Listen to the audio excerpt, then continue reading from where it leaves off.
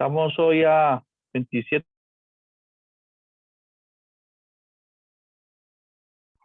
Listo. Entonces nosotros hablamos de derivadas de orden superior, ¿no? Dijimos que eran las derivadas, ¿qué querría decir este símbolo? ¿Sí? Esto quiere decir que derivo dos veces con respecto a x, por ejemplo. Y esto lo puedo notar así también. Son las derivadas de orden superior. Bien. Hablamos de las derivadas parciales mixtas, ¿no? Que eso lo puedo denotar así. Tenemos dos formas.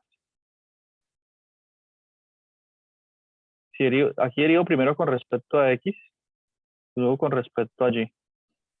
¿Sí? Este es el orden, de acá para acá. Primero, segundo. Bien. Y eso es igual a escribirlo así. F sub x, y. Es decir, esta primera y esta segunda. Bien. Hablamos de eso y establecimos un teorema. Bien.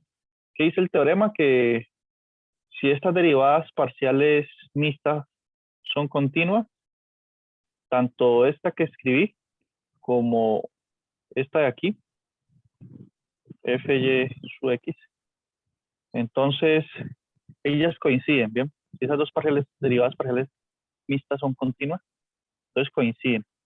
Y esto es prácticamente se tiene en todos los casos, y en las funciones que nosotros tratamos.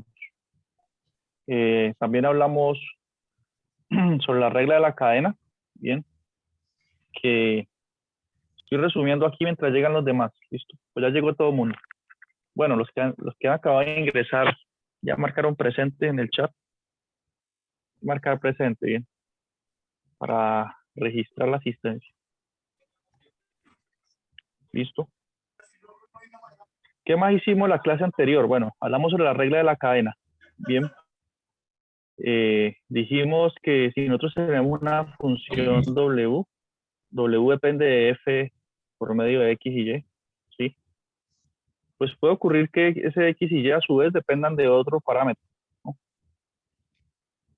Que a su vez Y dependan de un T.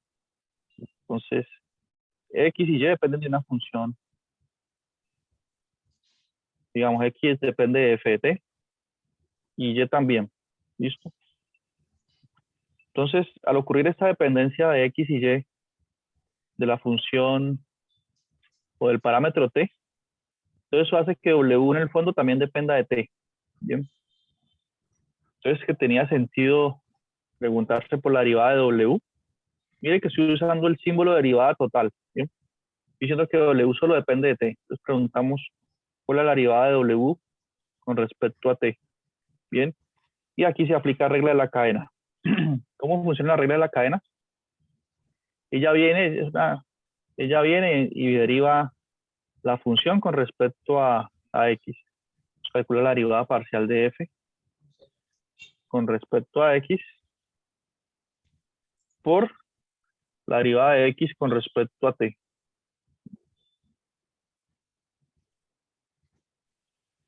Más la derivada parcial de F con respecto a Y por la derivada de Y con respecto a T. Bien, esto es lo que dice la regla de la cadena. Bien, cuando tenemos este tipo de parametrizaciones de las variables X y Y. ¿Listo? Regla de la cadena. También estudiamos eso aquel día. ¿Sí? Y vimos que podría ser interesante cuando estudiamos un ejemplo en el que tengamos el caso de una trayectoria o de dos partículas que siguen trayectorias elípticas, ¿no? Tengo esta partícula 1 y sigue esta trayectoria elíptica aquí. Bien. Y tengo otra partícula que la voy a pintar de color verde aquí, que sigue otra trayectoria elíptica. Así. Bien. Entonces, estamos interesados, por ejemplo, en saber cuál es la distancia entre ellas. ¿Cuál es la distancia? Y además de eso, determinar la velocidad a la que se separan esas partículas o a las que se encuentran, ¿no? Pueden separar o encontrarse. Si se separan, la velocidad nos dará negativa. Y si ellas se están acercando, nos dará si se separan da positiva y si se acercan da negativa. Entonces esa distancia entre esas partículas depende de las coordenadas de los puntos, ¿no? Entonces, hablando a grandes rasgos, dijimos que la distancia entre dos puntos en el plano era S igual a raíz de qué. Digamos que este primer punto tiene coordenada x1, y1. Y el otro tiene coordenada x2, y2. Entonces, la distancia entre dos puntos, ustedes pueden investigar. Eso se calcula usando el teorema de Pitágoras. Y es esta fórmula. Bien. Entonces, miren, esta distancia entre los puntos depende de 4 variables. Bien. Que son las 4 coordenadas o los 4 puntos x1, y1, x2, y2 que me definen la ubicación de los 4 números definen la ubicación de los puntos. Entonces, la distancia entre ellos es una función de 4 variables. Bien. Entonces, si yo estoy interesado solamente en hacer un análisis de la distancia que hay entre estos dos puntos, entonces tengo que usar parametrizaciones de esos puntos. Las parametrizaciones dadas en el libro, están dadas las parametrizaciones de estas elipses. Bien, creo que esta era 4 coseno de t. Y la otra era y1 igual a 2 seno de t. Entonces, miren, a su vez estas variables que aquí nos aparecen como siendo variables independientes, a su vez dependen del parámetro t. ¿Sí? Y lo mismo x2, y2. Entonces, si nosotros queremos responder la pregunta que hice al inicio, ¿cuál es la velocidad a la que se separan esas partículas? Tengo que evaluar esta función distancia en las parametrizaciones. Bien, y calcular la derivada de s con respecto a t. Listo. Entonces, para hallar esta derivada de s con respecto a t, tengo que aplicar regla de la cadena, sino que una versión más general. Como aquí tengo 4 variables, entonces sería esta misma regla que está aquí, pero sumándole las derivadas parciales con respecto a las otras dos que faltan. Bien, este ejemplo se estudió. Y aquí pues vemos claramente que la regla de la cadena resulta ser útil, ¿ya? ¿De qué otra forma yo podría calcular la derivada de s con respecto a t? Simplemente donde está x1, y1, x2, y2, sustituyo por sus respectivas parametrizaciones. Y derivo, me va a quedar una función de una sola variable, dependiendo de t, y derivo normal. También puedo tener esta derivada. Bien. Pero parece que es más eficiente usar regla de la cadena. Listo, eso fue lo que estudiamos en la última clase, que fue el día miércoles. Bien, preguntas hasta ahí. Yo sugerí algunos ejercicios. ¿Hay dudas sobre esos ejercicios? Profe, yo tengo una pregunta acerca de este. Sí. Por ejemplo, bueno, ahí tenemos esa raíz para, normalmente para resolver esa raíz por la derivada, se saca la regla cadena de la raíz de los cuadrados y luego sigo de dentro. Pero entonces, no importa cuántos órdenes tenga la regla de la cadena, solo con la ecuación de arriba, sacan todos, o sea, salen todos los órdenes. Sí. ¿Sí? Con la ecuación de arriba. Usted deriva normal con respecto a la variable que toque. Sería con respecto a x. También aplica regla de la cadena cuando deriva con respecto a x, ¿no? Y luego multiplica por la derivada de x con respecto a t y ya. Por ejemplo, aquí sería la derivada de 4 coseno de t. Pero así ahí ya le calcula todo. O sea, Pues sí, entonces sale más corta que haciendo lo normal. sale más corto así, sí. Bien. ¿Otra pregunta de los ejercicios sugeridos?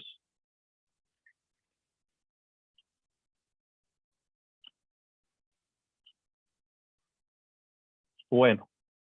Entonces yo creo que para las próximas semanas, el lunes y miércoles, les envío la nota del quiz. ¿Sí? Ahorita solo envié una a un grupo. de multivariable. Faltan ustedes y el grupo J. Bien. Entonces tenemos eso. Entonces, ¿qué es lo que vamos a hacer hoy? Bueno, vamos a estudiar derivadas direccionales y gradientes. Bien, ese es el objetivo de la clase de hoy. Entonces, derivadas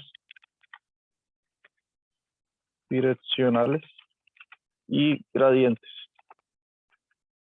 Entonces, ¿qué quiere decir esto de las derivadas direccionales? Bien, entonces, recordemos que si nosotros tenemos una función de dos variables, f de x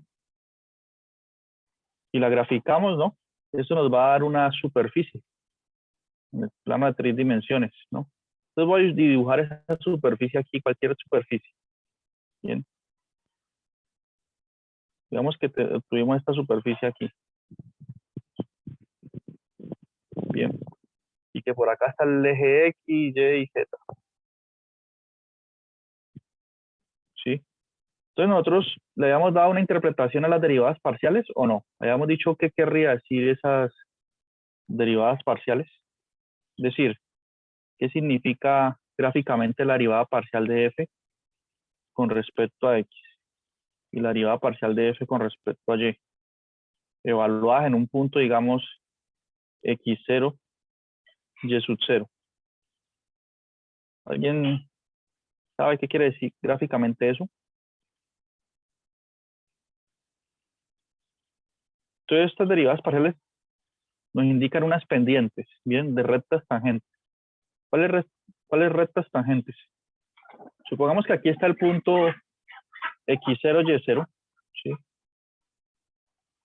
Aquí. Y cuando hablamos de este punto x0, y0 en la función, nos da la altura z. Entonces este punto, digamos que se levanta y queda por acá sobre la superficie, ¿sí o no? Queda ahí, ¿cierto?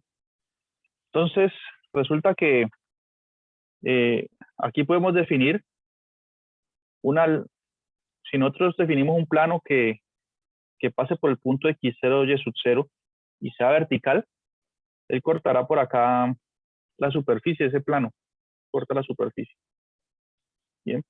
Por lo tanto, f sub x, esta derivada parcial con respecto a x, evaluada en x0, y sub 0, no es más que la pendiente de la recta que es tangente aquí. La pendiente de esa recta se calcula o es igual a este numerito. Bien. Y si yo hago el mismo razonamiento, si yo trazo un plano que pase por el punto, o sea, por acá, pase por el punto x0, y sub 0, pero que sea paralelo al eje x, voy a cortar la superficie y eso me va a generar una curva, ¿no? Digamos que cuando corte me genera esta curva que está aquí, cuando hago ese corte. Entonces la pendiente de esta recta tangente, que voy a dibujar a continuación, esta de aquí, que es tangente en ese punto, es lo que sería este valor, es lo que sería la derivada parcial de f con respecto a y, evaluada en el punto x0, y sub 0. Bien. Entonces tenemos una especie de direcciones, la dirección con respecto a x, que es la curva azul, y la dirección con respecto a y, tenemos esas inclinaciones. Bien. Eso nos puede estar dando una información de qué tan, a partir del punto donde estoy en este punto, si me muevo en la dirección del eje X, qué tan inclinado es. Si ustedes piensan que esto es una colina, una montaña, qué tan inclinado es si me muevo en dirección al eje X y qué tan inclinado es si me muevo en dirección del eje Y. Bien. Esta es la información que me dan estas derivadas parciales.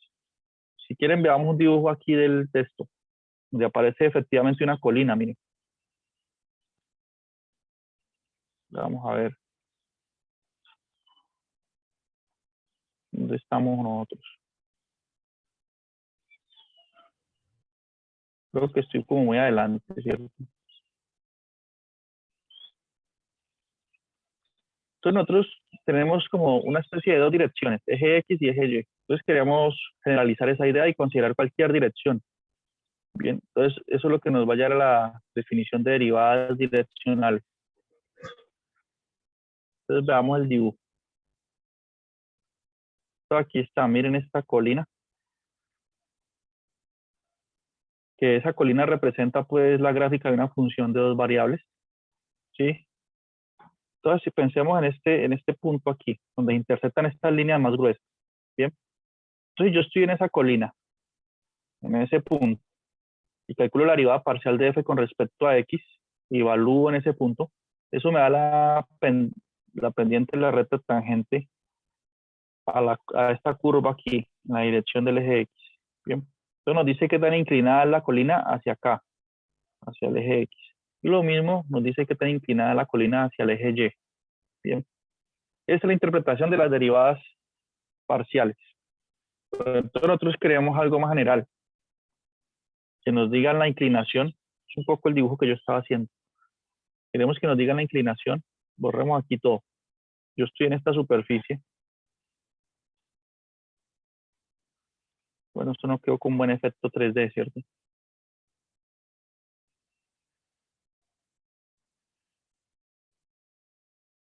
Si yo estoy en esta superficie, no me interesa solamente saber cuál es la inclinación de mi superficie, qué tan inclinada es hacia el eje X, en dirección del eje X o en dirección del eje Y. También sería bueno saber las inclinaciones en cualquier otra dirección. Entonces llamemos a eso una dirección U, ¿sí? En cualquier otra dirección U. ¿Qué tan inclinada es mi superficie? ¿Bien? Si yo me encuentro aquí en este punto sobre la superficie. ¿Bien? Todo esto es lo que queremos definir. La derivada direccional nos va a dar esa inclinación. ¿Listo? Entonces, para eso tenemos que considerar los siguientes elementos. Un vector director, un vector dirección, ¿no? Entonces pensemos en un vector U que tenga norma 1. Entonces, un vector U que tenga norma 1, que nos dé la dirección, puede ser un vector de esta forma. ¿Bien? Coseno de teta,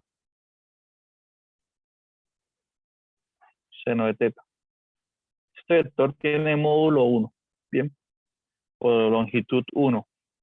¿Ustedes se acuerdan cómo se calcula la longitud de un vector? Sí. Un vector uno, bueno, uno lo grafica aquí el plano cartesiano y uno ubica las coordenadas del punto, digamos que dio por aquí, traza el segmento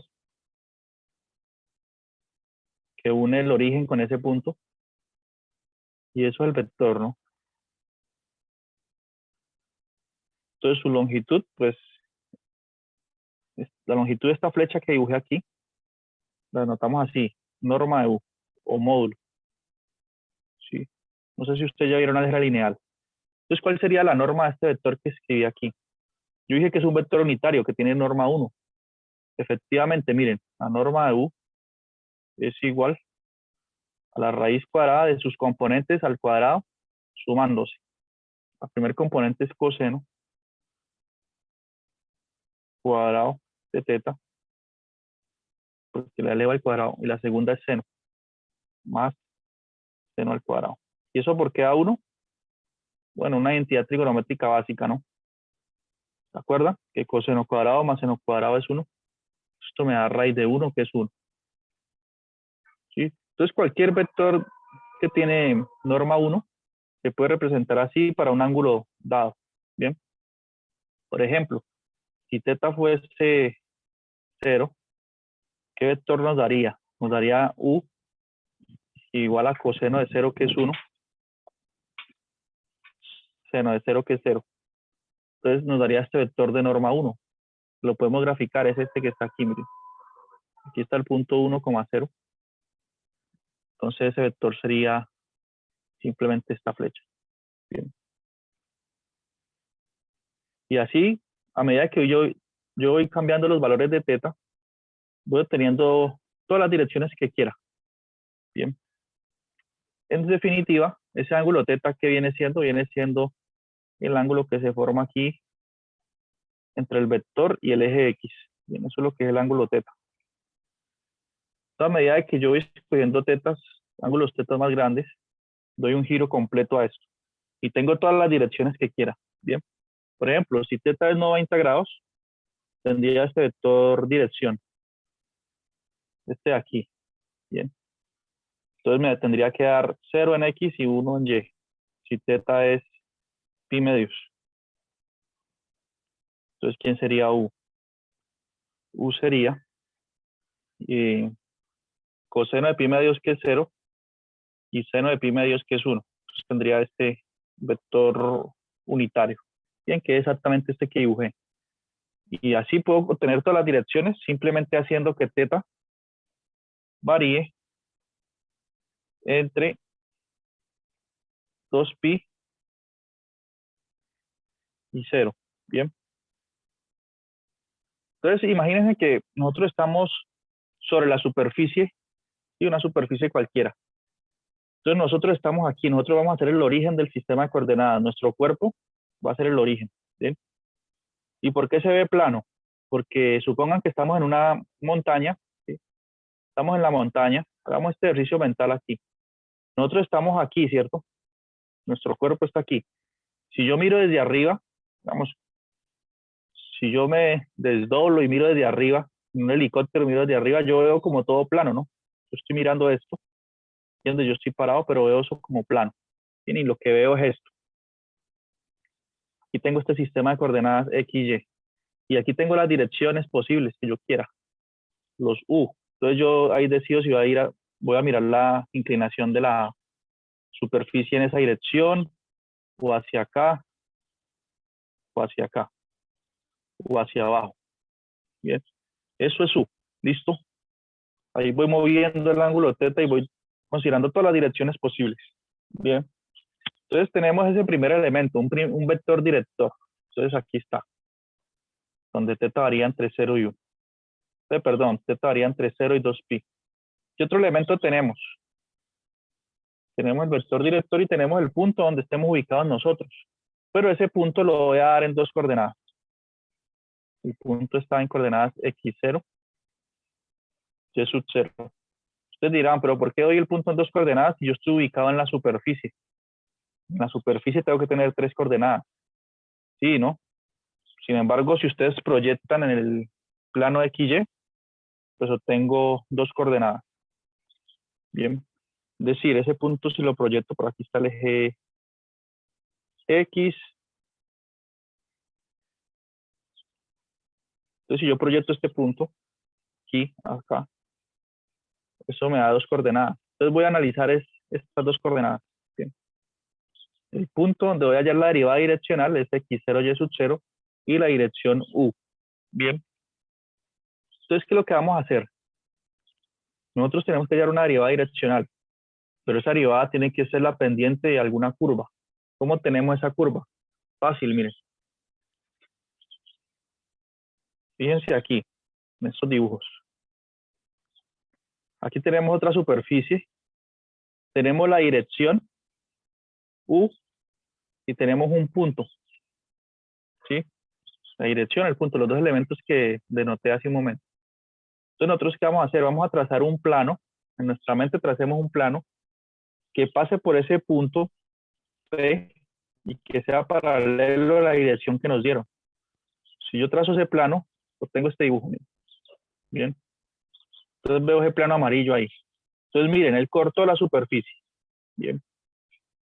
Miren que el punto P, yo dije que era la proyección del punto en la superficie en el plano. Efectivamente, miren la lineecita rosada. Aquí donde estamos nosotros parados en realidad, acá arriba. Pero la proyección de las primeras 2 coordenadas nos da un punto acá en el plano. Bien.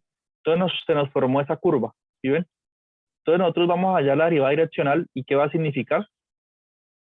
Va a ser la pendiente de la recta tangente a esa curva que se definió ahí, en el punto x0, y sub 0, f evaluado en x0, y sub 0. Va a ser la pendiente ahí. Y eso nos va a decir qué tan inclinada la superficie en esa dirección. Bien. Si yo hubiese cambiado el U, este plano estuviese corrido un poquito más hacia la izquierda o hacia la derecha, y entonces voy generando distintos tipos de curva, ¿no? Entonces, esa va a ser la derivada direccional, la pendiente en este puntico aquí de esa curva que se me definió. Bien, en el corte entre la superficie y el plano. Bien, eso es la derivada direccional. Entonces, teniendo claro eso, aquí aparecen varios elementos, algunas cuentas intermedias que hace el libro, ¿no? Sin embargo, no voy a entrar en todos esos detalles técnicos, pero lo que ellos hacen es primero encontrar la ecuación de ese plano que aparece ahí. Bien, la ecuación de ese plano. ¿Y cómo se encuentra la ecuación de ese plano? Son estas dos ecuaciones paramétricas que están aquí, que se deducen de una forma muy sencilla porque uno simplemente dice que el plano tiene ecuación XY igual al punto inicial. Entonces estoy en qué punto inicial, en el punto X0, Y sub 0, más T veces el vector director, más T veces este, T veces coseno por seno, de coseno de teta, seno de teta. Entonces igualo cada término ahí de las variables X y Y, yo tengo estas ecuaciones paramétricas. Y aquí empiezan a definir la derivada direccional, ¿bien? A dar algunas explicaciones, pero son muy teóricas. Lo importante es que ustedes entiendan el significado que les traté de transmitir aquí de la derivada direccional, ¿bien? Ellos en definitiva dicen, vamos a definir la derivada direccional como sigue, ¿bien? Entonces considere una función de dos variables, considere el vector director. Entonces la derivada direccional de la función f en la dirección u es este límite, ¿bien? Cuando t tiende a 0. Es una definición. Listo, y significa todo lo que les mostré antes. Bien, significa que en esa dirección, qué tan inclinada es nuestra superficie. Bien, siempre que el límite exista. Ahora, no se preocupen que no vamos a calcular eso usando esta definición, ¿no? Porque es muy tedioso. Mejor nosotros vamos a aprovecharnos de este extraordinario resultado que está aquí, teorema 13.9, que nos simplifica la vida totalmente. ¿Por qué? Porque nos dice que la derivada direccional se puede calcular en términos de las derivadas parciales de la función, ¿ya? Entonces establece lo siguiente, si ya todo el mundo tiene en mente cuál es la derivada direccional, hacer las cuentas no es complicado, porque el teorema dice que la derivada direccional de f en la dirección u va a ser igual a la derivada parcial de la función f con respecto a x por coseno de teta. Esto es un número, ¿no? Me va a dar un número, más la derivada parcial de fy por seno de teta. Donde quién es seno y coseno, ¿quiénes son esos argumentos? Bueno, recordemos que tenemos aquí una dirección. Estamos asumiendo que u es el vector unitario, el que da la dirección de la derivada direccional, pues, y es coseno de teta, seno de teta. Bien. Y bueno, esa derivada direccional se evalúa en el punto que estemos nosotros, en la superficie, en el punto x0, y0. Aquí iría eso, x0, y0, x0, y0. Bien. Entonces, este teorema prácticamente nos simplifica la vida. ¿Listo? Nuestro trabajo, ¿cuál va a ser? Generalmente es calcular, bueno, las derivadas parciales, aunque ya somos expertos en eso, más que son de primer orden. Y tal vez el trabajo sea la forma en que nos den la dirección, calcular el ángulo, calcular coseno de teta y seno de teta. Bien, porque no siempre la dan así. Entonces vamos a dar algunos ejemplos donde nos pueden plantear esta dirección u, no con un vector unitario como este, sino con un vector, digamos que tiene norma más grande que 1. Entonces tenemos que normalizarlo y hacer un procedimiento adicional. Entonces vamos a hacer un primer ejemplo, ya que se habló mucho de la teoría. Bien, piensen en el siguiente caso. Nos dan esta función de dos variables, bien, y nos dicen allá la derivada direccional de esta superficie en el punto 1,2 y en la dirección que aquí está marcada, bien. Entonces veamos la gráfica de la superficie. Es un paraboloide. Listo, si uno hace las curvas de nivel de eso, le empiezan a dar elipses.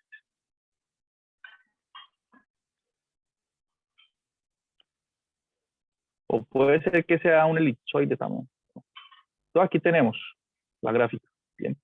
Ahora yo le hago un zoom mayor a eso, para que entendamos gráficamente lo que sucede. Bien. Aquí tenemos la gráfica de la superficie. Y aquí en el plano, aquí este puntico que está en el plano XY, es el punto 1, 2. Bien. Si ese punto 1, 2 lo proyectamos hacia arriba, ¿cómo así que lo proyecto hacia arriba? Sí, evalúo la función en 1, 2 y me da el z. Entonces este punto, cuando lo evalúo y lo proyecto, digamos, hacia arriba, me da acá en la superficie. Entonces aquí es donde estamos nosotros, bien ubicados. Listo. En la colina, en la montaña. Entonces, ahorita viene la dirección U. Mire la dirección que nos dieron. Nos dieron coseno de pi tercios, seno de pi tercios. Bien. Esa dirección está marcada aquí con este ángulo, mire, pi tercios, 30 grados. Bien. Entonces nosotros vamos a calcular la pendiente de esta recta tangente a la superficie en ese punto, esta recta azul. Bien. Entonces, esa pendiente, como estamos en esta dirección, como hacia abajo, nos va a dar negativo, ¿no? Hacia acá abajo. Bien. Si yo hubiese escogido otro ángulo, por ejemplo, pi, estaría en la dirección así. Entonces nos había podido dar 0, porque no hay inclinación.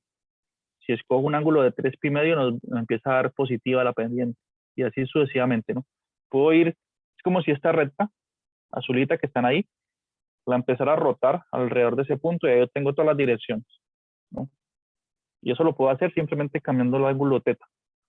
Bien, entonces calculemos, intuimos que esa derivada direccional negativa, efectivamente, miren aquí, y veamos cómo la calculan.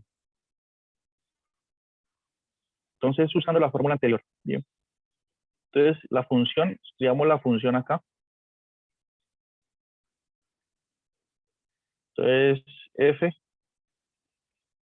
de xy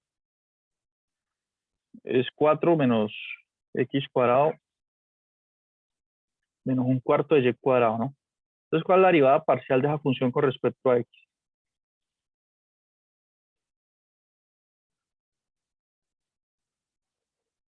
Entonces, la derivada con respecto a x es igual a Sería menos 2. 2x Con el menos menos, 2. menos Menos 2. 2. Y con respecto a y,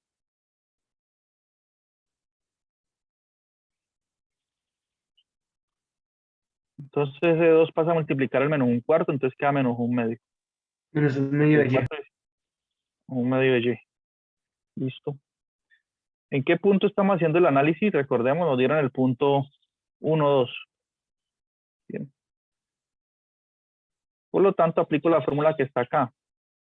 La derivada parcial en la dirección U, evaluada en el punto 1, 2, es igual a esta derivada parcial evaluada en 1, 2 por coseno de teta. Y esto evaluado en 1, 2. Bien. ¿Quién es teta en nuestro caso? Pi tercios. Entonces, aquí todos estos ángulos los cambio por pi tercios.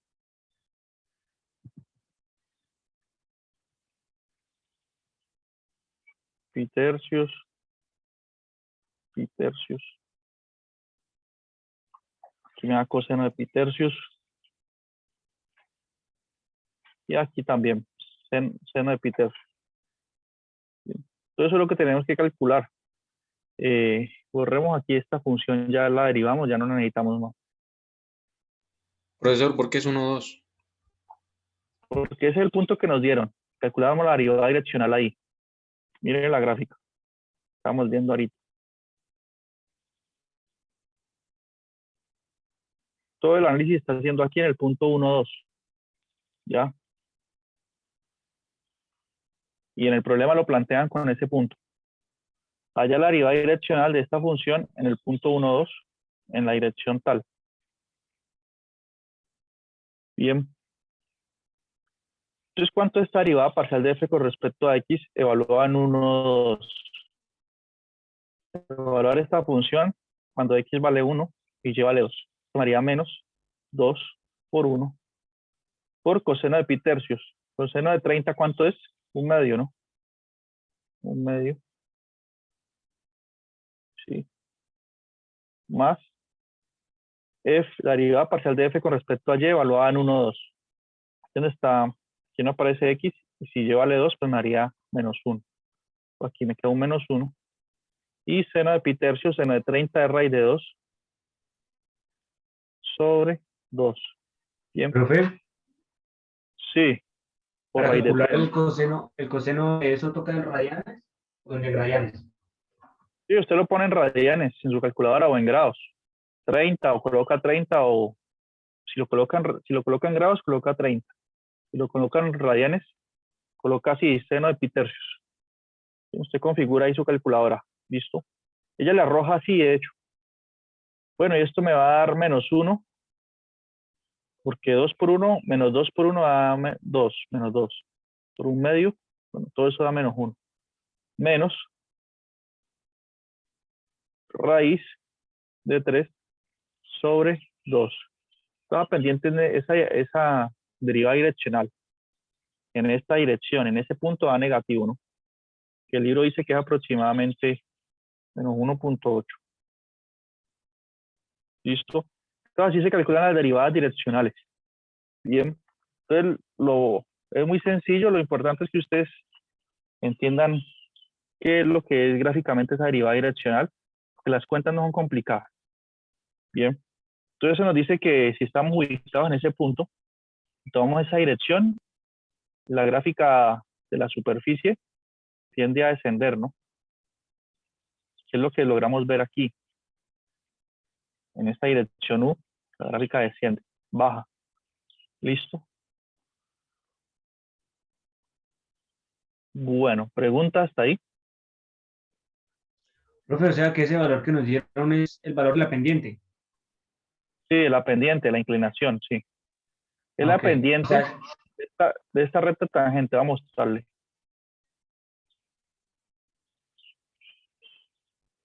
Esta recta azulita que está aquí es la pendiente de esa recta.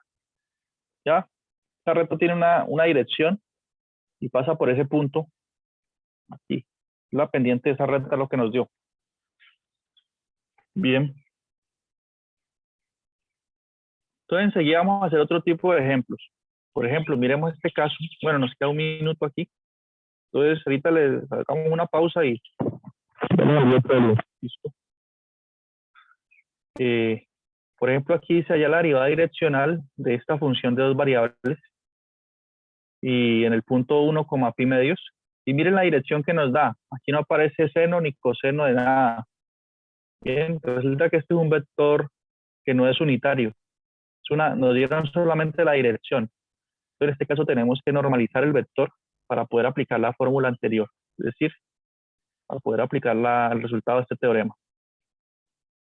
Listo, entonces tenemos que hacer un proceso adicional, que es normalizar el vector. Y hay otro ejercicio donde nos dan 2 puntos y tenemos que encontrar la dirección a partir de 2 puntos. Entonces, esos ejemplos lo hacemos a continuación. Van pensando en eso y a las 11:05 continuamos. Bien. Ya todo el mundo marcó presente.